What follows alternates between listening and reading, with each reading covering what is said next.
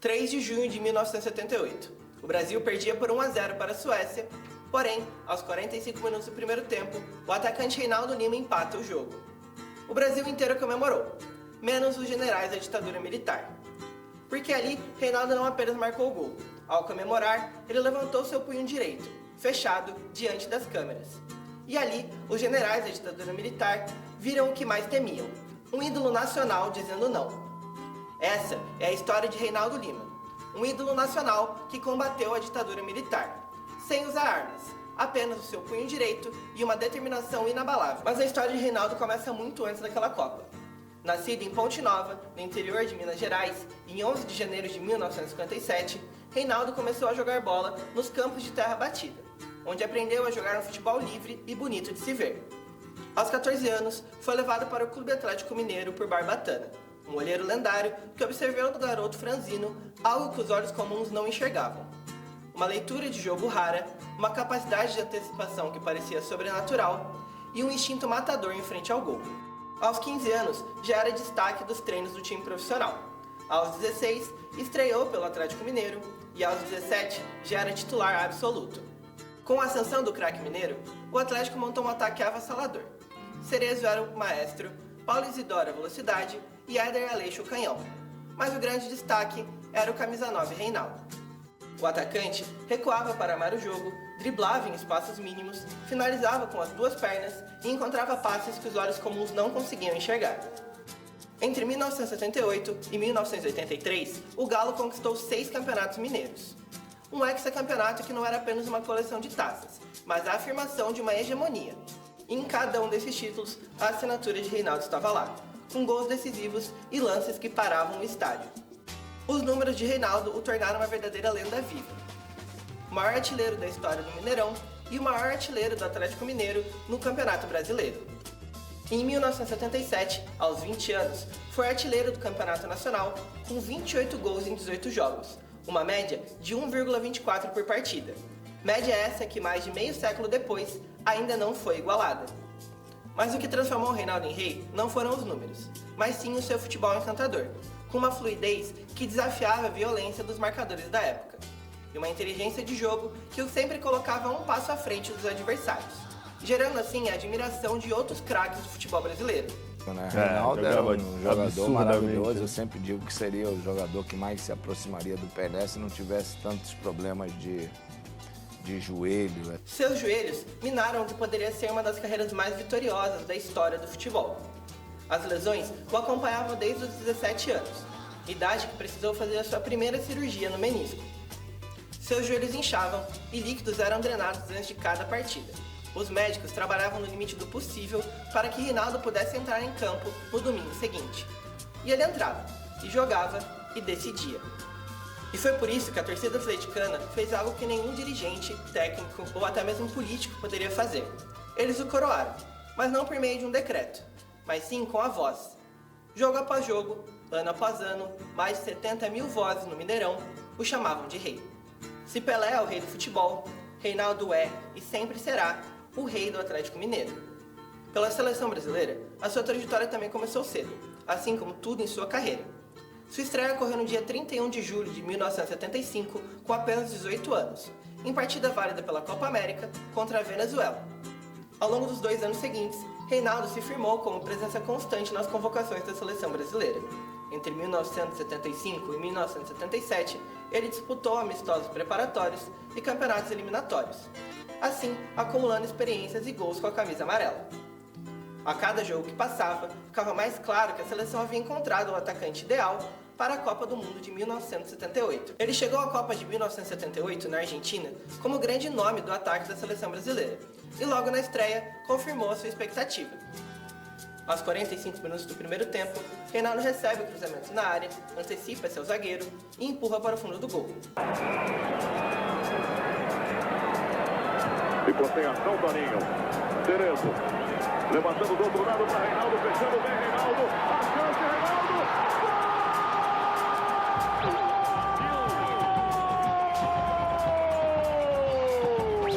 Foi o gol de empate da seleção brasileira naquele jogo o primeiro gol do Brasil naquela Copa e também o primeiro gol de um jogador do Atlético Mineiro em uma Copa do Mundo. Mas não foi o gol que mudou a história, mas sim o que veio depois.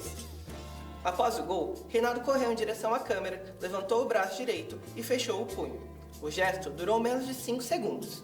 E também já era o gesto que Reinaldo estava acostumado a fazer no Mineirão. A torcida atleticana já o reconhecia como parte da identidade do seu rei. Entusiasta de movimentos políticos e influenciado pelo movimento dos Panteras Negras, Reinaldo adotou o punho erguido como comemoração logo no início de sua carreira.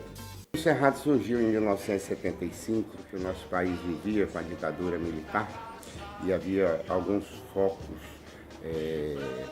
da intelectualidade, da música, de vários setores, mesmo setores de metalúrgicos, trabalhadores, enfim, a sociedade brasileira estava oprimida, mas começou a surgir esses focos de manifestação contra o regime militar para que a gente pudesse ter um país com mais liberdade, com mais democracia.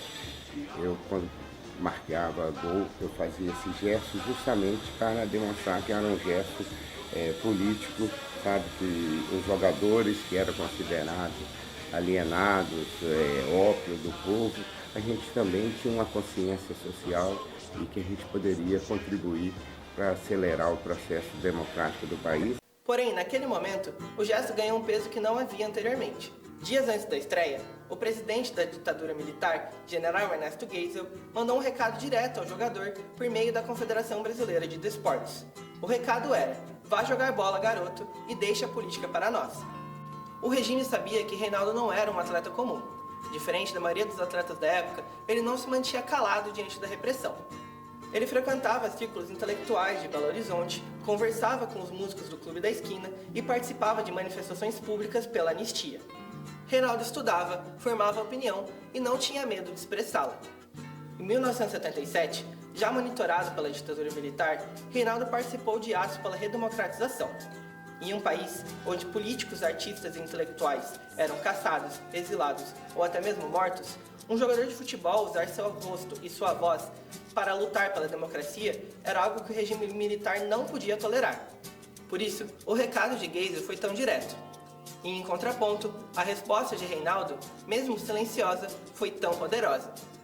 Ele não disse uma palavra, apenas fez o mesmo que estava acostumado a fazer. Porém, naquele momento, diante daquelas câmeras, o gesto deixou de ser apenas uma comemoração e tornou-se um manifesto. A imagem correu o mundo, o regime entendeu o recado e anotou. A consequência foi uma perseguição silenciosa, porém sistemática. A cassação de Reinaldo não ocorreu por meio de um decreto, como acontecia com políticos. Porém, aconteceu por meio de um cercamento estratégico e gradual. Os relatórios do DOPS, órgão responsável por oprimir os opositores ao governo militar, monitoravam seus passos, suas declarações e todos os seus contatos.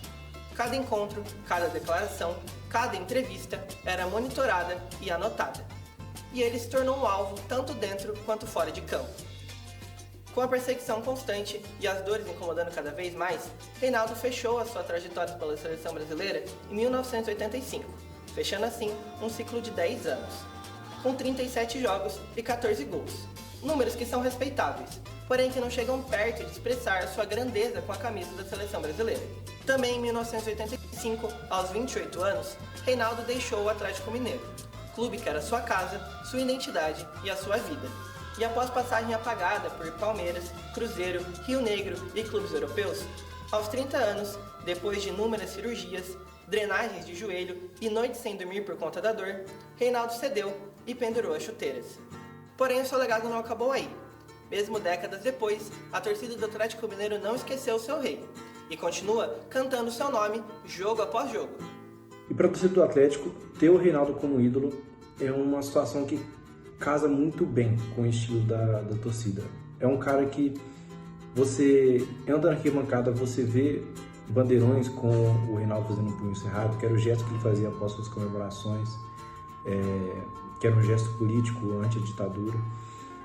Você conversa com um grupo de atleticanos e todo mundo conhece alguém que chama Reinaldo por conta do Reinaldo.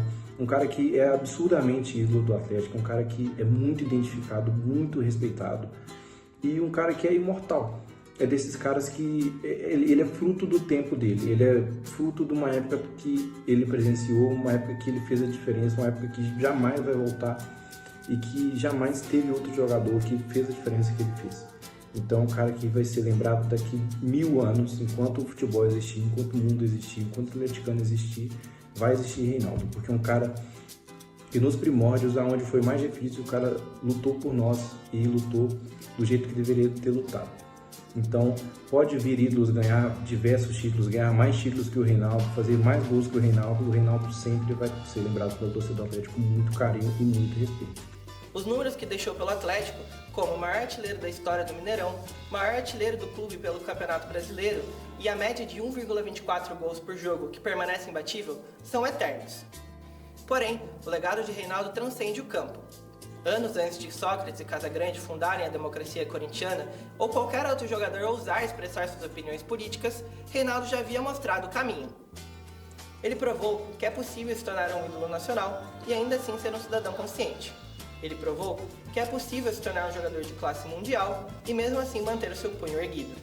O gesto que fez na Argentina em 1978 se mantém vivo na memória do torcedor. Em fotografias, nas camisas que são vestidas até hoje, nos murais pintados em Belo Horizonte e na memória de um país que percebeu que o futebol pode sim ser um instrumento de resistência. Quando jogadores contemporâneos se posicionam politicamente e erguem suas bandeiras dentro e fora de campo, há ali um pouco do punho erguido de Reinaldo. O regime militar caiu. Os seus joelhos, que tanto o fizeram sofrer, hoje já não doem mais tanto. Os generais foram para os arquivos. Porém, ambas as cicatrizes ainda estão lá, como registros de uma batalha que Reinaldo travou em duas frentes. Contra a ditadura, que tentou o calar, e contra o seu próprio corpo, que se desgastou antes do tempo. Reinaldo segue em Belo Horizonte, próximo ao Mineirão, próximo da torcida que o aclamou. Mas não como uma lembrança distante, mas sim como uma presença viva. Ele ainda é uma referência para os jovens atleticanos, que não o conhecem apenas pelos livros de história, mas sim como uma presença constante e como uma voz que ainda ecoa quando os assuntos são política, futebol e dignidade. O rei do Atlético Mineiro não precisa de coroa. Seu reinado está no gesto que se recusou a baixar, no punho que meio século depois ainda está erguido.